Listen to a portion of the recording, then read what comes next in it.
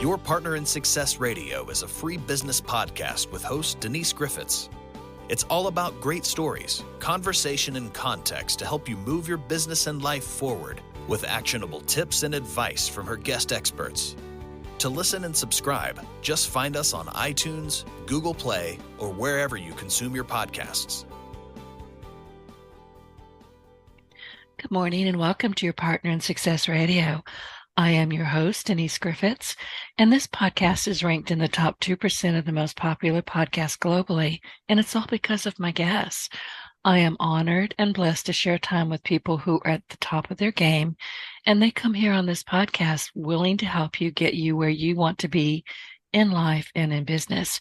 These are not people who hold back. Their goal is to share with us the essence of peak performance. And today I welcome Elizabeth Uslander, MSW, MTS, the co-founder and the spiritual director of Empowered Endings. She is a loving counselor and conscious entrepreneur dedicated to facilitating transformation and empowerment in her fields of expertise. Now, this is where it gets interesting. In 2020, Elizabeth founded Voyages, and that is how she offers transformational spirit, grief, and end-of-life counseling, things that are not traditionally available in the medical model. And she provides her clients with a nurturing environment as they journey together in healing the wounds of a lifetime and navigate life's major transitions.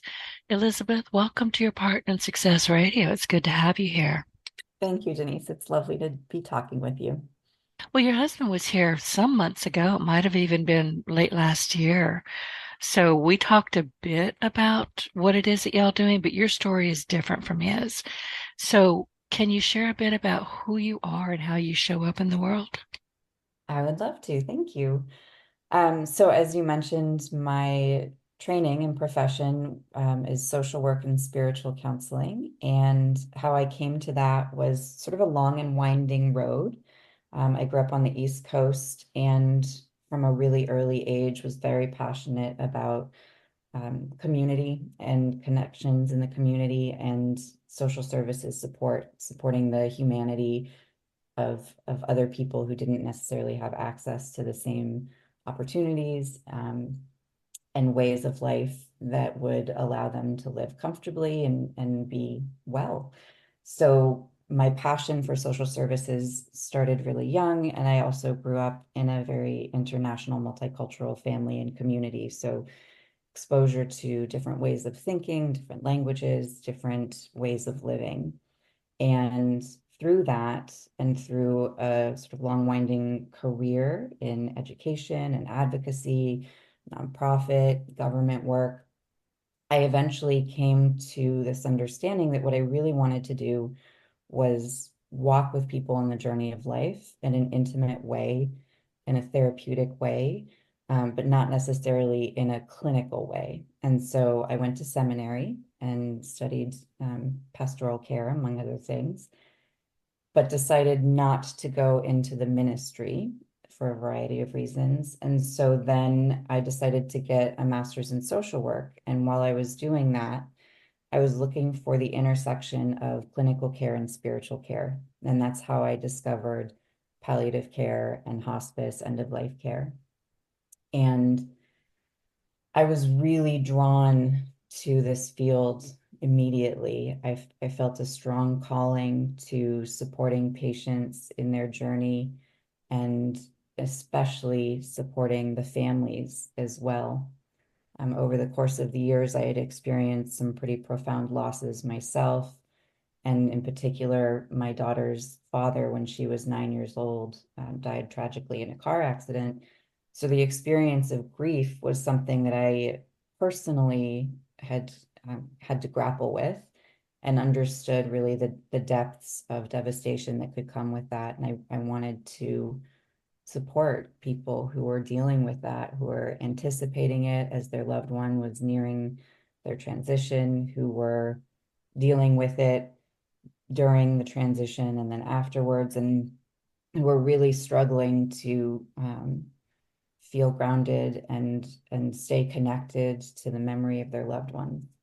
So I was informed a lot by my personal journey as well as obviously my professional experience. And you mentioned Voyages. That's my small counseling coaching practice where I spend time connecting deeply with people and walking with them through these very challenging journeys of life's transitions, not just the end of life, also the different kinds of transitions that can come along the way, divorce, career changes, all kinds of different things.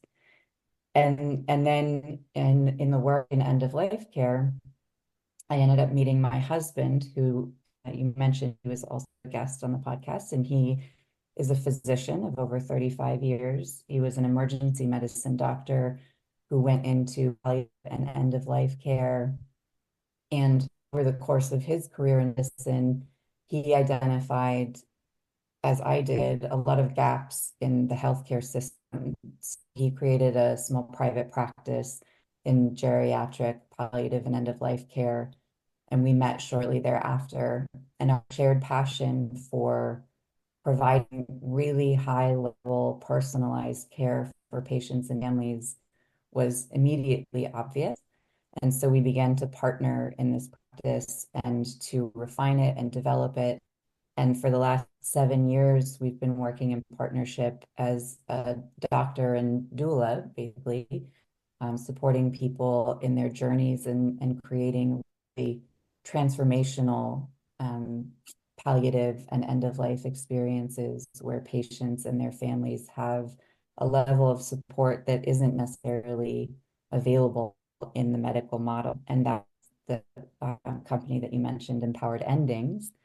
And we provide not only the medical care and counseling, but have also now established an institute to offer education, community connection, resources, and also a foundation to ensure that financial burden is never an obstacle for people receiving the care that they need and all deserve.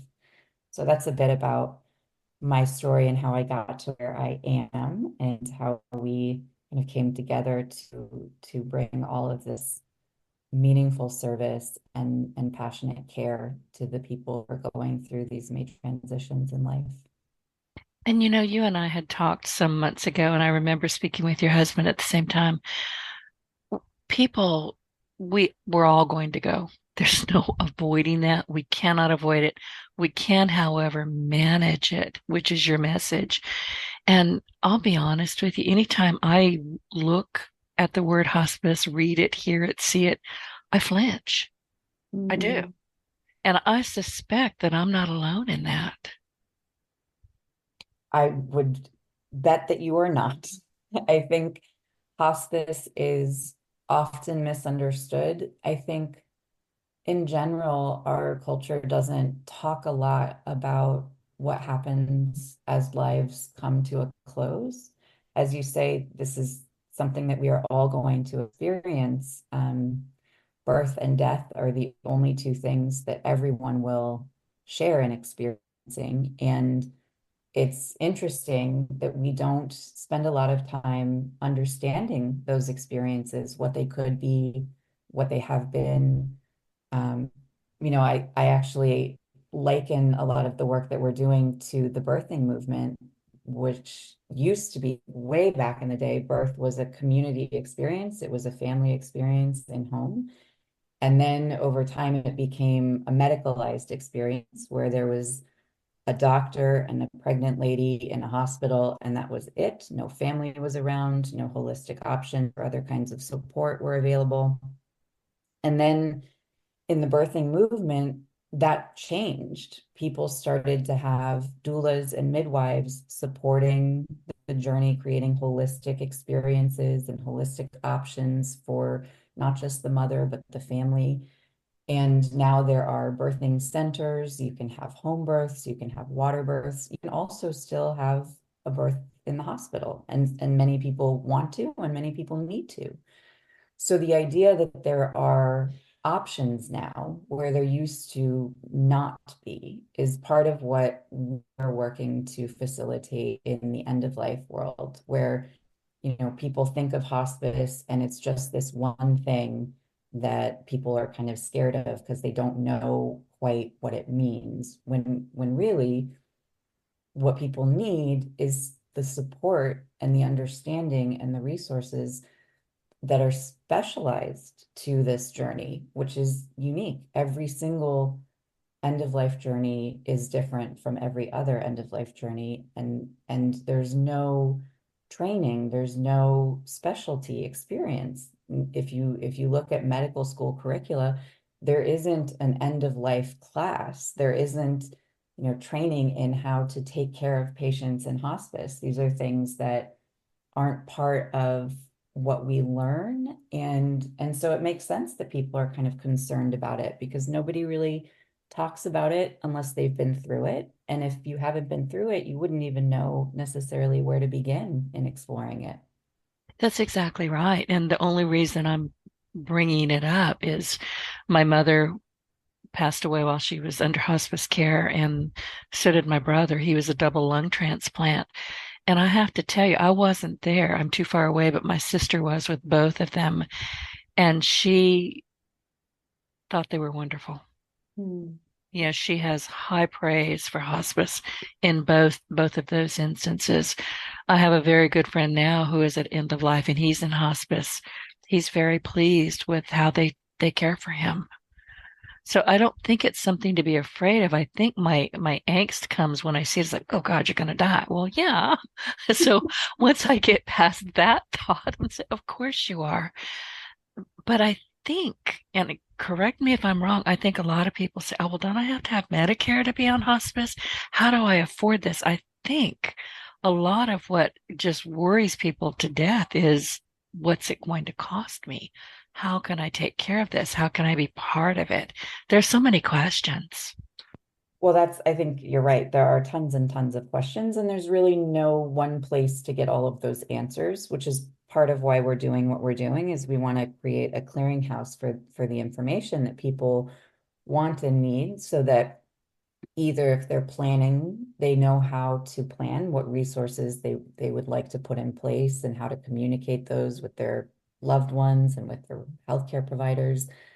Or if they're in that space, or the people who are supporting them in that space, that they would be able to get some questions answered, because we don't know what we don't know. And so we don't necessarily know what to ask. To your question, hospice is an insurance benefit. So the way that it works, when your doctor can no longer provide care that is curative for you, and the doctor believes that you have 6 months or less to live, they can refer you to hospice. And hospice becomes the full focus of your medical care and treatment. And what hospice it's an interdisciplinary team. So they have nurse case managers who come to your home and make sure that you're physically comfortable, help manage medications, deal with any other medical conditions that come up. There's a social worker who also comes to the home and helps to make sure that all of the different pieces of the puzzle are in place, and any resources that might be needed are brought in to support the patient and to some degree the family. There's a spiritual counselor for anyone who wants it. They're very ecumenical, so everyone has training in some form or fashion that's specific. But in hospice, the important thing is meeting people where they are spiritually, and so there are a lot of different kinds of support that are available through spiritual care, whether you're Christian or Jewish or Buddhist or don't have a tradition. You can be met in that way by these people who are trained to meet people wherever they are in that journey. There are health aides, so people that come to the home and help with personal care and hygiene. And that whole team that comes into your home meets together on a regular basis, and also meet with the doctor, the medical director, who oversees the orders, which are the medical care that the nurses are putting in place. One of the things that's interesting about hospice is that the medical directors, the physicians, are pretty rarely involved in patient care. It's unusual for physicians to meet with patients and families and make themselves available to answer questions as things change, and to be available in any kind of counseling or supportive way. Something else that's missing from hospice is the constancy of connection and companionship. So while you have these providers coming in periodically, there's no one person who is available day in and day out to answer questions or support people as they're going through the changes, the emotions, all of the different things that come up along the way. So one of the things that we've done in our practice is integrated end-of-life doulas or death doulas into the support and care provided for patients and families. So this is a person who, they may have different kinds of background and training. Some of them are nurses, some of them are social workers. They're all equipped to spend time with patients and families and support them emotionally, spiritually, in their grief journeys, help educate them as things are happening. Because as you know, this is a very delicate, dynamic space and things change all the time. And those changes can bring up a lot of anxiety, stress, and concern. And if you don't have someone to answer those questions that come up, they can create even more anxiety and stress and concern. So this is a personalized companion for that emotional, spiritual, and grief support who works in partnership with the doctor and the rest of the clinical team or the holistic therapists who are involved, and really helps to create that wraparound feeling of comfort and care so that there are no gaps, there are no holes, there's no moment when someone isn't available, someone who knows you, who knows your goals, your wishes, who knows what you and your family want and need in this journey, to be available to provide that kind of support as things come up. So hospice is phenomenal. It's an incredible insurance benefit. It doesn't cost anything, but it also has some holes. It hasn't changed in decades since it was implemented, except that it is more regulated and more sort of oriented to the insurance bottom line, as opposed to the patient-centered care, which is very important, especially as you can imagine in this time of life. And I'm so glad you described all of that the way you did. My brother in particular would get a little bit testy. He was a cranky guy anyway, but he would get a bit testy. He'd say, I don't know that person. Who is that person that's in my house? He wasn't having mental issues. It was just a new person that would pop up and he'd say, what the heck?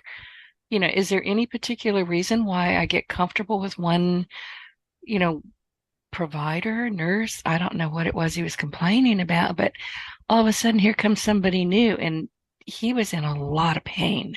And and I know, we all know if you're in massive pain, you're cranky and you want some kind of continuity, and he wasn't getting it. Other than Yeah. that, I don't think he had any real complaints with hospice, but I know I would hear it. He'd be on the phone with me and he'd say, who the hell is that? And it's, oh, geez, here we go again. So been there, done it.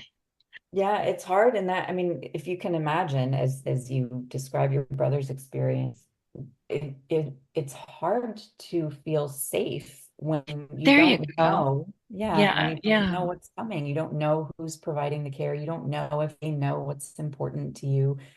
You just don't know. And you don't have that connection. And one of the things that I think is so interesting when we think about medicine is supposedly geared towards healing. Well, when you're in a stage in life where healing isn't about curing a disease, because this is people who are in hospice, multiple physicians have indicated that there's no cure available. They are in a state that is leading towards the end of their life, and there's nothing that can change that. That's, one of the qualifying characteristics. So healing isn't about fixing something.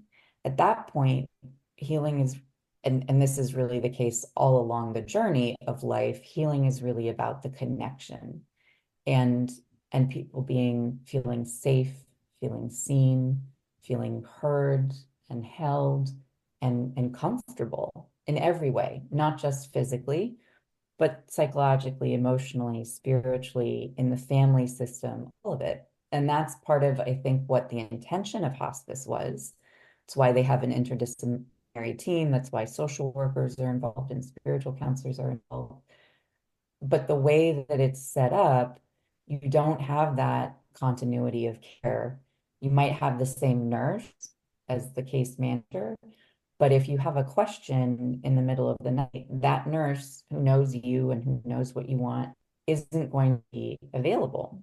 You're going to get a triage line and someone's going to be reading your medical records and they're going to do their best to answer your questions, but they're not your person who knows you and knows what you want and feels that sort of safety and connection with you. So I think what you're describing is one of the big pieces that's missing in medicine, which is connection is really the thing that makes people feel safe, which is what makes it possible for them to experience healing, whether they're going through a disease, a treatment of a disease, or whether they're going through this other thing, which is not about the treatment of the disease, but the palliation of the physical and existential stress and pain that come with this journey.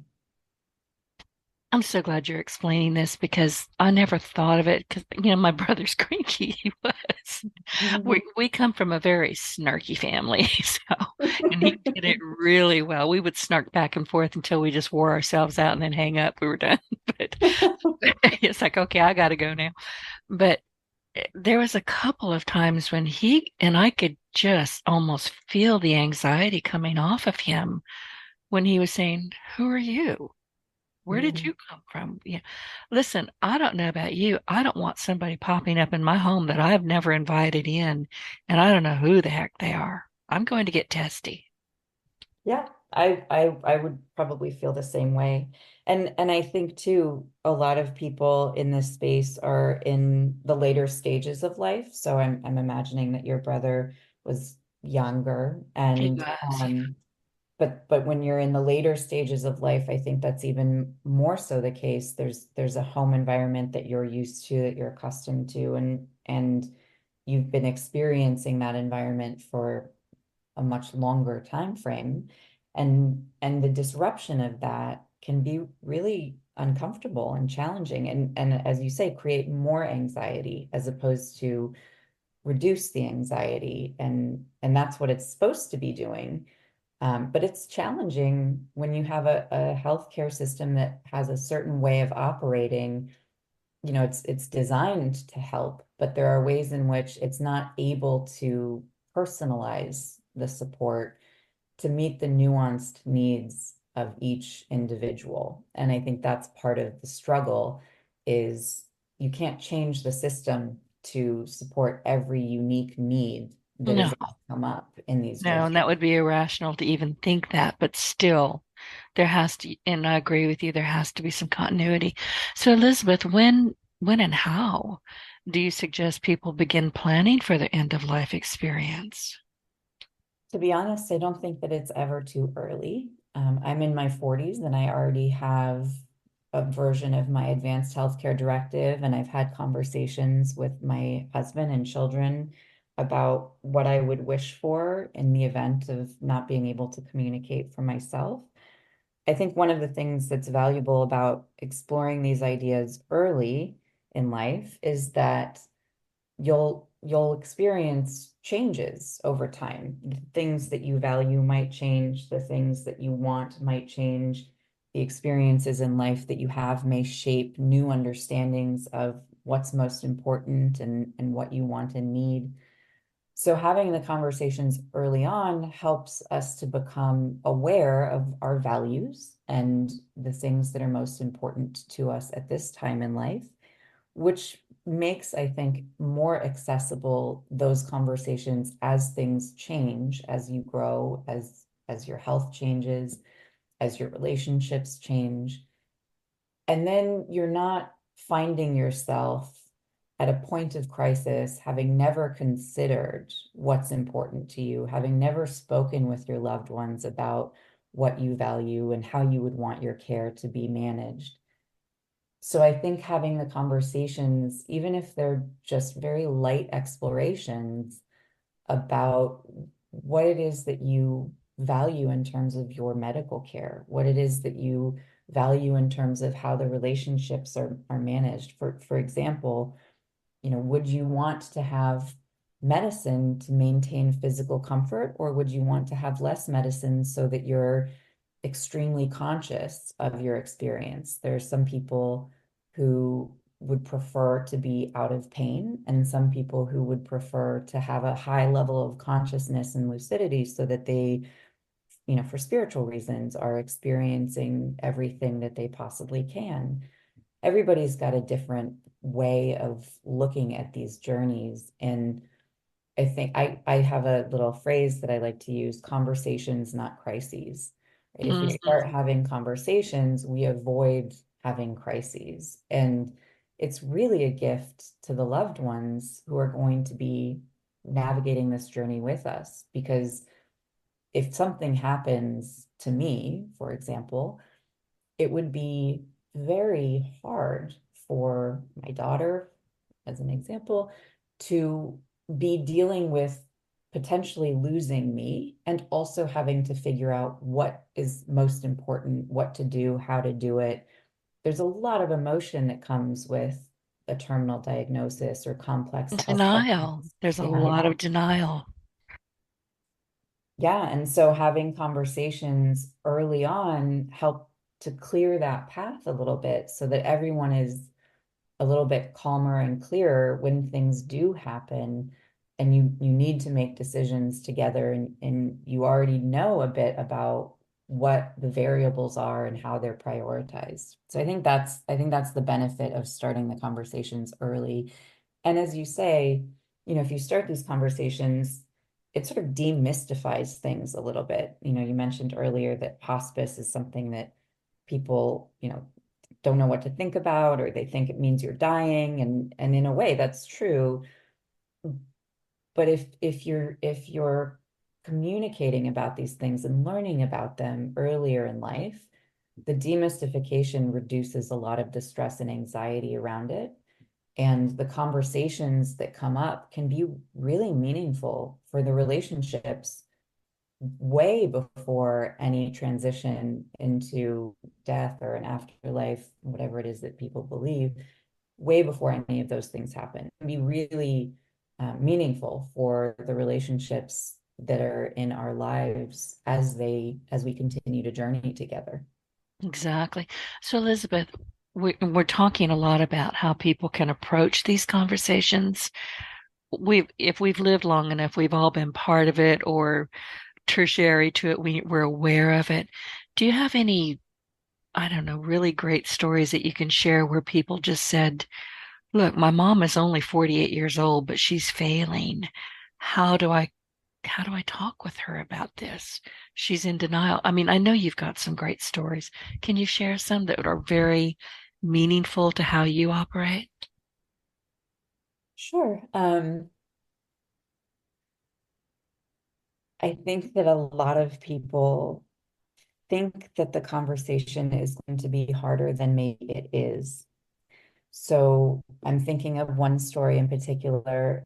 There's a woman who was not 40, as you say, she was in her 80s, and she had thought a lot about her own journey and how she wanted it to unfold, but had really struggled to communicate with her the younger generation, so it was her child and niece.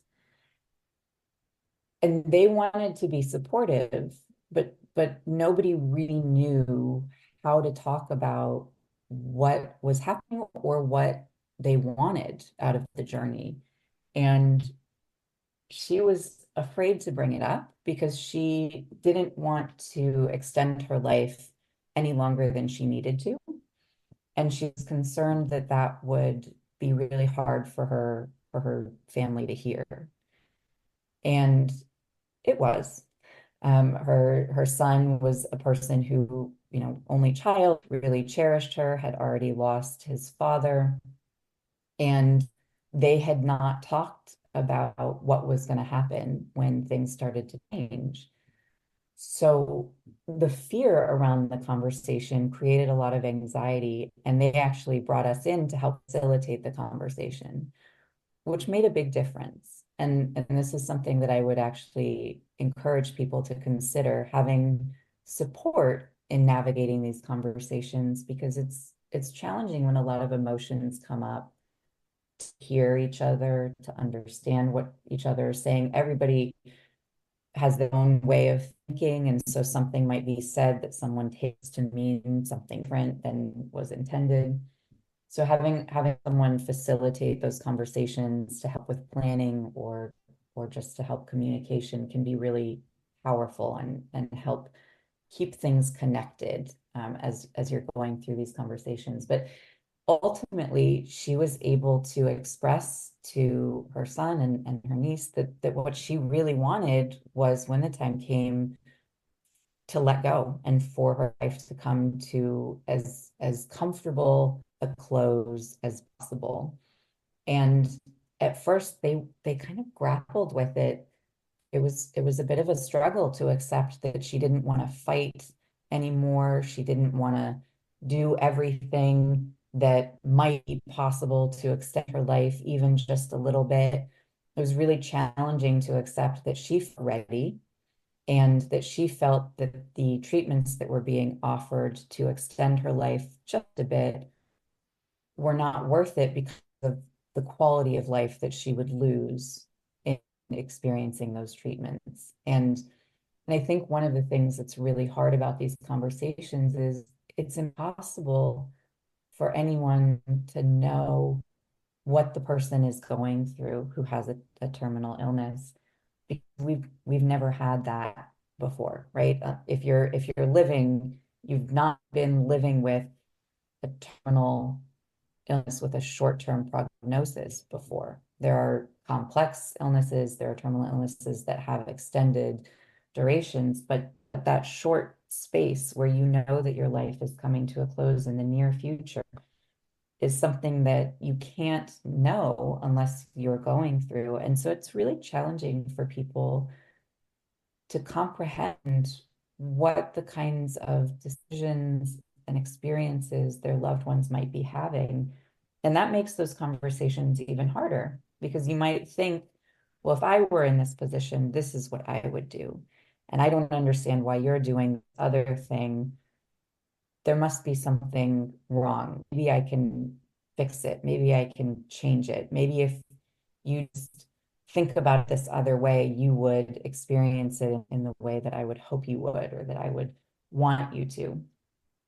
And not being able to overcome those fears of the challenges of the communication really can make things so much more challenging as things change. So the story, the shorter version of the story, is that she ended up having extended conversations with the younger generation, really helping them understand what all of this meant to her and why she was making the choices that she was making. And even though they didn't understand at first, and it was very emotional at first, through those conversations, they were able to come to an understanding to the best of their ability, and most importantly, an alignment with her, and be able to support what she said was most important to her. And it really helped bring the family together, as opposed to dividing it, even though they didn't agree at first, even though they didn't understand at first. It created a deeper connection and a deeper bond. And the journey then from there was another, deeper, enriched, meaningful time for the family, because they were able to be together in a way that she was afraid that they wouldn't even be near each other. They wouldn't even be able to be supportive or connected because of the differences of perspective that they had. And it ended up being a really beautiful journey, where the son and the niece were with her throughout the final weeks and days of her life, and they were with her when she passed, and her wishes were honored, and they were also honored, and everybody came together to go through this journey in a unified way that really helped to heal some of the unresolved issues and concerns that might have come with the journey if they hadn't been brave and courageous to have those conversations along the way. I'm so glad you were able to help them. And I'll tell you, there were a couple of conversations that I had with my mother and with my brother. We knew the end was coming. And I asked permission to record them to make Mm. sure that I understood them and so I could hear their voices again. I still have those recordings. I always will. And I listened to one of them recently by accident. I was looking for something else and then I was transfixed and went, huh. There were questions and answers and I love yous and I'm sorry, the things you always want to say at the end. And I'm so glad we were able to do that. I did ask permission. It's like, do you mind if I record this? And there was even a moment or two of, I missed that part. I think I Mm. was so caught up in, oh geez, oh shit, the kind of things that we're thinking when these things are going on. And I'm thinking, okay, well, I didn't sound like I hated what he was telling me, but he probably picked it up. Mm. But As you were talking about that, that's really beautiful that you were able to share that and that you have that to carry with you. I'm actually curious if your perspective listening to those conversations now is different from the perspective that you had when you had those conversations, when you were in them. Do you experience, upon reflection, any sort of no, difference in no, understanding? No. I completely understand where they were both coming from. They did not want to linger, either of them. My brother was in horrible pain. He really was. And he was exhausted. He couldn't take any more. And he Mm. made the decision basically to stop. This is a sad story, but they put him on dialysis. He was already in possible lung rejection and he was wretched. His family was wretched. It was not a good time for him, as you can imagine. And he called me. I'll never forget it. He called me and he said, it was a Wednesday. And he said, I didn't go to dialysis today. And I knew exactly we'd have the conversation. You Mm. quit dialysis, you're going to die. That's pretty much it. And he was dead 2 days later. Wow, that's a very fast transition. I think he willed it, to be Mm. honest with you. I think he was that done. But I said, okay. And, I said, can I record this? He said, yes, that was one of the recordings. And I was able to pick up the phone and speak with him the next day, but he was already on his way out. And he could hear me and he could respond a little bit. No, I said 2 days later. It was 4 days later. I'm sorry. Mm. But I would text him every morning and I would leave him a voice text. And Mm. my sister-in-law and my niece and my sister were in and out with him in the bedroom. He died at home. And they would let him hear it. And she said the first, couple of days he would just kind of smile or raise a hand. He didn't hear them after that, but we don't know if he did or didn't. But I had to. Mm. But Again, no, thank did I change my mind? No, he made his decision. It was yeah. not my decision to take away. And you understood that then and Oh still yeah, stand in that, yeah, which is powerful. yeah. Again, thank you so much for sharing these really intimate journeys that you've been on. Something that you said I think is really interesting. You said you think that he willed it. And I do think that. yeah, in my experience being with many families in their end of life transitions, I believe so. In my studies, one of the things that I've come to understand is that the way that we experience the world, what we believe, really shapes our experience of the world. So whatever our belief structures are, not just talking about spiritual and religious, but just our understanding of how things work, really shape the experience that we have in life.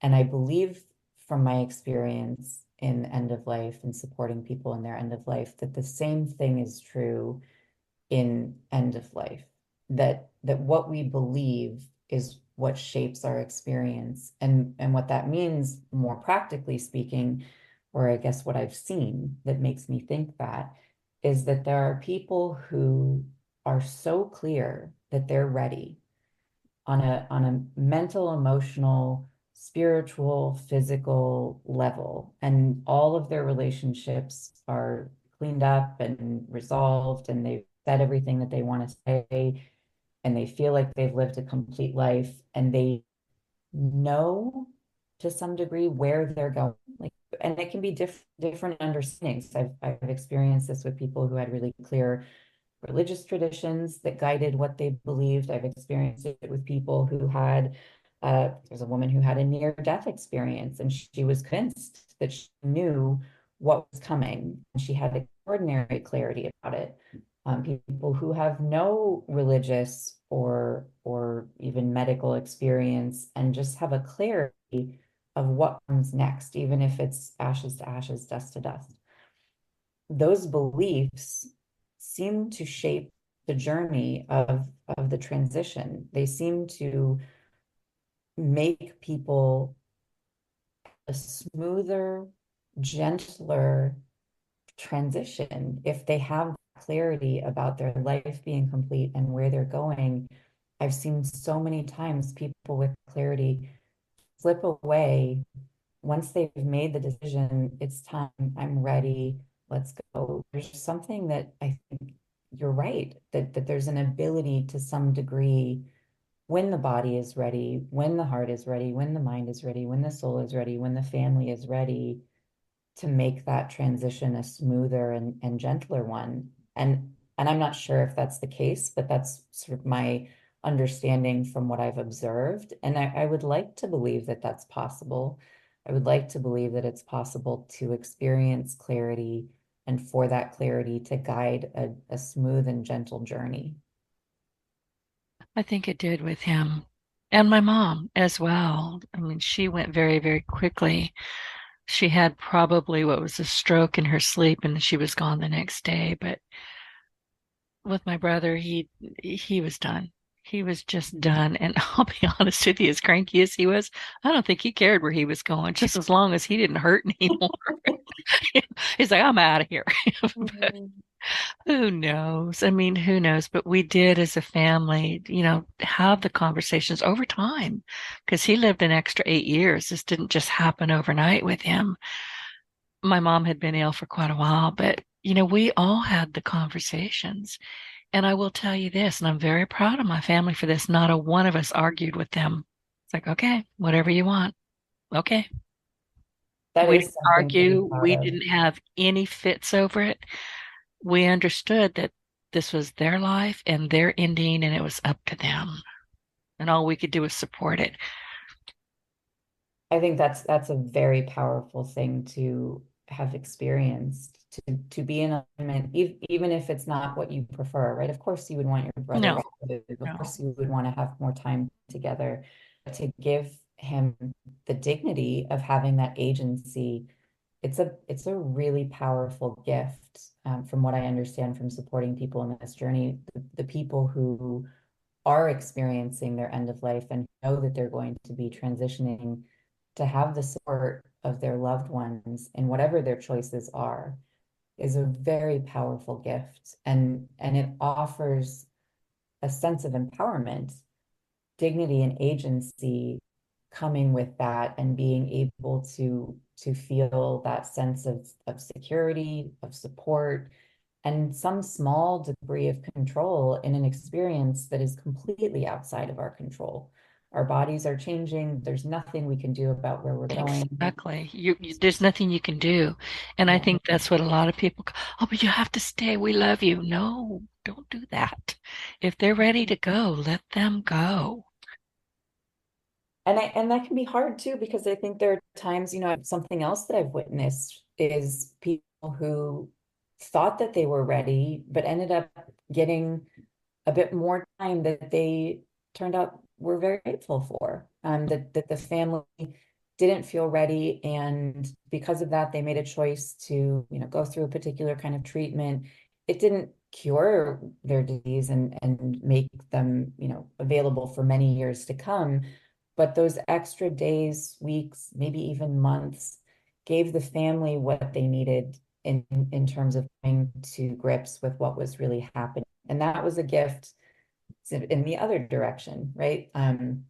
Where the patient was really ready to go, but the family wasn't ready to let them go. And so they gave their loved ones a gift of staying around a little bit longer, even at the expense of their comfort or the alignment with their own goals and wishes, in order to support their family in coming to grips with what was happening and coming to alignment with the reality of the journey, and really be able to accept it because they had just a little bit more time. And this is what, when I talk about every journey is unique, there's people ask me a lot, well, what should we do? How should we do this? There's no one way. There's no one way that works for everybody. Everybody has a different understanding of what's most important and how they want these journeys to go. And that's part of why I think having the conversations is so valuable, because you get a clear sense of who you are, and your family gets a clear sense of that as well, so that everybody can be on the same page, whatever that looks like, whether it looks like more treatments for a little bit more life, or whether that looks like letting go when you just are totally done and ready to go, whether that looks like getting support from hospice or not, whatever it looks like, everybody's got a different way, and being able to understand what's most important to you and your loved ones is the only way to have peace around whatever decisions are made. Exactly. And if you can keep a sense of humor about it, that's important too. I remember a conversation with both my mom and my brother, and we're a family that tends to cremate. This is just something we tend to do. And I was talking with him. I think I said, "Are you going to be cremated?" He said, "No, hefty bag." I went, "Okay." I just lost it. He wasn't worried. So you can have conversations that include humor, is my point. For sure. And, what is life if not something that we can laugh about? I Yeah. think there's, I learned a long time ago from very wise guides that taking oneself too seriously is the best way to mess it all up. If we can bring playfulness, that's I think a divine gift, honestly, to be able to experience playfulness and laughter in the face of these genuinely existential experiences. It's a powerful tool actually for healing. And I, in the same way that having clarity about who you are and what's important to you, being able to have levity as you're navigating these very intense elements of the journey of life can be a very powerful healing tool, along with It connection and can. all of those other things that we talked about. It can. Elizabeth, we are rapidly running out of time, and I hate that. But where do you see, or how do you see the end of life experience evolving in the next, oh, say 5 years? Well, I think that there's a movement afoot to integrate the emotional, spiritual, and grief support at a deeper level. The end of life doulas there are more and more of them. They're very passionate. They really want to provide this very connective healing support. And so I think integrating doulas into the whole picture of medical care and counseling around end of life is an important next step to the education, access to community and resources around end of life experiences and end of life planning is another sort of close to us next step. Being able to, as you say, people don't know, right? So being able to research information about what these things mean and what these journeys are like. I think those are the two closest sort of next phases of the evolution of end of life care. And I think ultimately being able to have, centers where people can get holistic care, medical care, where they can learn about what their options are, where they can be trained as medical professionals and end of life practitioners. I don't know if that's in the next 5 years, but I think ultimately that's where we would like to see this movement going, is to have holistic care available anywhere and everywhere, where people really have access to the education, the advocacy, the resources, and the medical care and counseling that they need in order to have an empowered ending. And that's our goal. And whether it's 5 years or 10 years or generations down the line, we're very hopeful that people will be able to be more comfortable in these journeys, be more informed, and have access to more resources and support, because I think that's what we all want and need in every aspect of our life, and very importantly in this sacred space. Exactly. Elizabeth, I genuinely appreciate your company today. It's been massively informative, and spending time with you has been a genuine pleasure. So before I let you go, do you have any last thoughts to share? And how can our listeners connect with you on the web? Well, I would just like to say thank you very much, Denise. It's been a joy to connect with you over the years, and in particular today to have this lovely conversation. So thank you. People can find us at empoweredendings.com, and there is a lot there now and more as we continue to develop not only our services, but also the resource library and online community, lots of different kinds of education and programming. Empoweredendings.com is where it's all happening. Excellent. Well, listen, everybody, as we conclude today's episode, your feedback means a lot, and I'll tell you why. If you found the show helpful, please support us with a quick review on iTunes, because your input is vital in my mission to inspire and empower more individuals. So don't forget to hit subscribe, leave a review, and share your Partner in Success Radio with friends and colleagues. And be sure to go find Elizabeth Uslander on the web and connect with her. Thank you for tuning in, and I will see you next week. Elizabeth, again, thank you so much. Thank you, Denise. Get your voice heard. If you would like to launch your own far-reaching podcast, contact Denise Griffitts at yourofficeontheweb.com and go to the podcast tab.